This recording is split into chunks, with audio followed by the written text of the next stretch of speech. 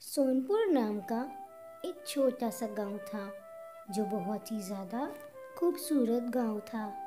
उस गांव में मनोहर नाम का एक बूढ़ा किसान रहता था जो दिन रात मेहनत करता था। मनोहर बहुत मेहनती था, वो कभी भी काम से पीछे नहीं हटता था। मनोहर का एक छोटा सा घर था जहां मनोहर अपने दो बेटों के साथ रहता था। मनोहर अब बूढ़ा हो चुका था, इसलिए अब उससे ज़्यादा काम नहीं होता था, पर मनोहर को अपने बेटों की बहुत ज़्यादा चिंता थी क्योंकि मनोहर के दोनों बेटे राम और श्याम आपस में दिन भर लड़ाई करते थे। उन दोनों की आपस में कभी नहीं बनती थी। इस बात की चिंता मनोहर को बहुत थी। बड़ा बेटा राम गुस्से का बहुत तेज था। वो हर वक्त अपने छोटे भाई को सुनाता था, पर वही छोटा भाई भी पीछे नहीं हटता था। मनोहर इन सब से तंग आ चुका था। मनोहर अपने दोनों बेटों को बहुत समझाता था, पर मनोहर की बात वो दोनों कभी नहीं समझते थे और दिन भर आपस में लड़ाई करते रहते थे। राम, तू तो समझदार है, फिर भी अपने छोटे भाई से ऐसे लड़ता है जैसे कोई दुश्मन हो। तुम दोनों ऐसे ही लड़ोगे तो तुम दोनों की वजह से मेरी मौत हो जाएगी। पर मनोहर की बात का उन दोनों पर कोई भी असर नहीं होता था। उन लोगों को गांव वाले भड़काते थे एक दूसरे के खिलाफ, और वो दोनों कान के कच्चे थे, सबकी बातों में भी आ जाते थे। अरे राम भाई, तुम्हारा छोटा भाई श्याम तो तुम्हें नौकर समझता है। वो सोचता है खेतों का सारा काम तुम करो। मेरी उससे बात हुई थी, वो तुम्हारे बारे में बहुत बुरा भला कह रहा था। मैं जानता हूँ कि वो मुझसे कितना जलता है, और अब उसने तुम लोगों से भी मेरी बुराई करना शुरू कर दी। आज मैं उसको छोड़ूंगा नहीं। आज उससे हर चीज़ का बदला लेकर ज़रूर रहूंगा। इतना कहकर राम वहाँ से चला जाता है। बंसी नाम का एक आदमी हमेशा उन दोनों भाइयों की लड़ाई करवाता था। उसे ये सब करने में बहुत मज़ा आता था। वो बहुत खुश होता था। कुछ देर के बाद बंसी शाम से मिलता है और उसे भी राम के बारे में भड़काता है। श्याम, तेरा भाई राम तुझे नौकर समझता है और तुझे भाई भाई कुछ नहीं समझता है वो। अरे बंसी भाई, वो नहीं समझता तो क्या हुआ, मैं भी तो उसको कुछ नहीं समझता हूँ। पर आज मैं उससे पूछूंगा कि मैं उसका नौकर कैसे हूँ।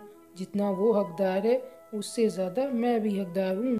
सारे के सारे गांव वाले जानते थे कि राम और श्याम दोनों भाइयों की बिल्कुल नहीं बनती है, और इस बात का फायदा पूरा गांव उठाता था और उन दोनों की हमेशा लड़ाई करवाते रहते थे सब।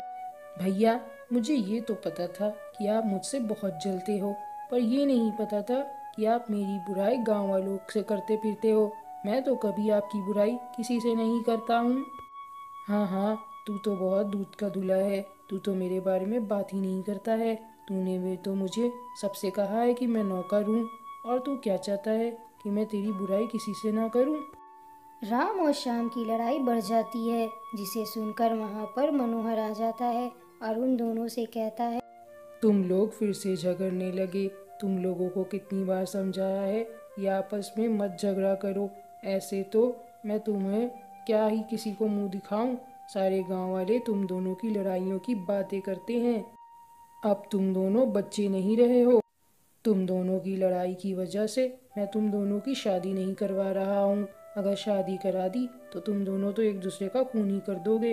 अब तुम लोग आपस में लड़ोगे तो मैं ये घर छोड़कर चला जाऊंगा। मनोहर को पता था कि मनोहर की बातों का असर उसके बेटों पर नहीं पड़ेगा।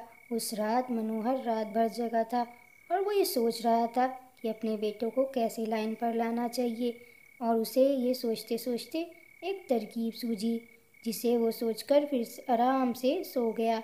उस रात मनोहर को बहुत आराम से नींद आई थी क्योंकि उसे पता था कि उसकी ये तरकीब ज़रूर काम आएगी।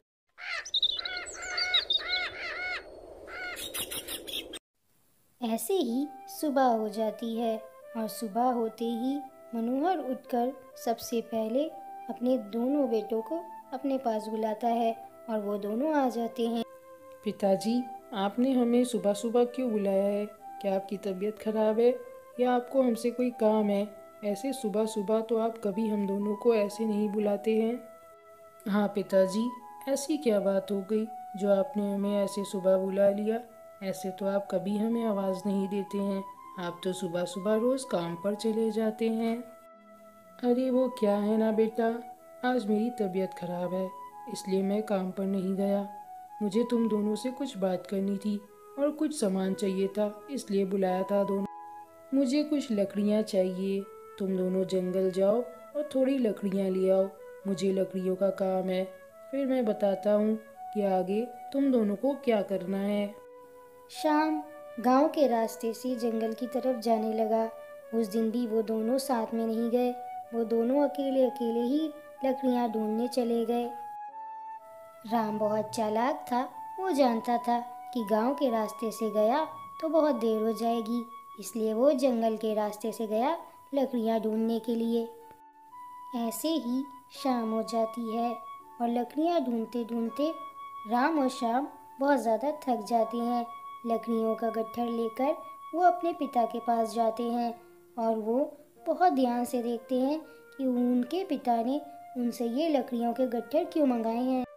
पिताजी, आपने मुझसे इतनी सारी लकड़ियाँ क्यों मंगाई हैं? और आप तो जानते हैं हमारे घर में लकड़ियों से नहीं, कोयले से खाना बनता है, तो फिर ये सब क्यों? हाँ पिताजी, आपको इतनी सारी लकड़ियों की अचानक से क्या ज़रूरत पड़ गई? मैं बहुत थक गया। इतनी सारी लकड़ियाँ ढूंढते ढूंढते मेरी तो हालत ही ख़राब हो गई थी। तुम दोनों में बिल्कुल भी सब्र नहीं है। तुम दोनों रुक जाओ, मैं बताता हूँ कि ये लकड़ियाँ मैंने तुम दोनों से क्यों मंगाई हैं। इतना बेसब्र बनने की ज़रूरत नहीं है। ये लो, ये सारी लकड़ियाँ एक साथ तोड़ कर दिखाओ। फिर मनोहर ने अपने दोनों बेटों को एक एक लकड़ियों का गट्ठर दे दिया और वो दोनों उसे तोड़ने की कोशिश करने लगे। राम और श्याम ने अपनी पूरी जान लगा दी, पर वो लकड़ियां इतनी मजबूत थी कि एक साथ उसे कोई नहीं तोड़ सकता था। नहीं टूटी ना, अब ये लो, एक एक लकड़ियाँ तोड़ कर दिखाओ। फिर मनोहर ने अपने दोनों बेटों को एक एक लकड़ियां दी और फिर वो दोनों उस लकड़ी को तोड़ने की कोशिश करने लगे।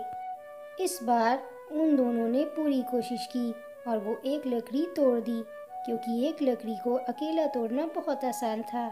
देखा, तुम लोग एक साथ इतनी सारी लकड़ियाँ नहीं तोड़ पाए, पर एक लकड़ी कितनी आसानी से तोड़ दी। मैं तुम दोनों को यही समझाना चाहता हूँ कि अकेले रहकर कोई फ़ायदा नहीं है। अगर तुम दोनों अकेले रहोगे तो ऐसे ही गांव वाले तुम्हें भड़काते रहेंगे और तुम दोनों को कोई भी तोड़ सकता है। और अगर एक साथ रहोगे तो तुम दोनों की ताकत एक साथ रहेगी। एकता में ही बल है। अलग अलग रहोगे तो कोई भी फ़ायदा नहीं होगा। ऐसे ही लोग तुम्हें तोड़ते रहेंगे। अपने पिता की बात सुनकर राम और श्याम को अपनी गलती का एहसास हो गया और वो लोग सोचने लगे कि आज तक वो दोनों कितने गलत थे कि आपस में लड़ते थे। पिताजी, हमें माफ़ कर दीजिए। हम लोग बेवकूफ़ थे जो आपस में लड़ रहे थे। अब हमें समझ में आ गया है कि एक साथ रहने में ही भलाई है। ऐसे तो हमें कोई भी तोड़ सकता है। हाँ पिताजी, हम लोग एक साथ रहेंगे तो हमें कोई नहीं तोड़ पाएगा। अगर अकेले अकेले रहेंगे तो हमें सब तोड़ देंगे। अब हम लोग कभी झगड़ा नहीं करेंगे। आप बिल्कुल चिंता ना कीजिए। फिर मनोहर ने अपने दोनों बेटों की शादी अच्छी लड़कियों से करा दी और उस दिन के बाद से राम और श्याम बिल्कुल नहीं झगड़े और सब लोग मिलकर खुशी खुशी एक साथ रहने लगे।